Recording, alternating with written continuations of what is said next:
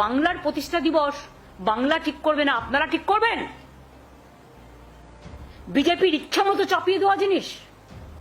একটা চিঠি দিয়েছে উত্তরপ্রদেশের বিশেষ সচিব শ্রী রাজ্যপাল। কাকে দিয়েছেন? পশ্চিমবঙ্গের সংস্কৃতি বিভাগকে। তাতে লিখেছেন যে তারা 20শে জুন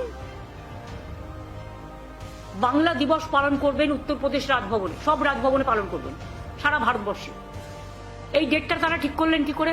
আপনারা তো জানেন অ্যাসেম্বলিতে পাশ হয়েছে একটা আইন যেখানে পয়লা বৈশাখ মানে বছরের শুরুর দিনটা আমরা বাংলার প্রতিষ্ঠা দিবস হিসেবে অ্যানাউন্স করেছি এবং বাংলার সঙ্গও আমরা অ্যানাউন্স করেছি।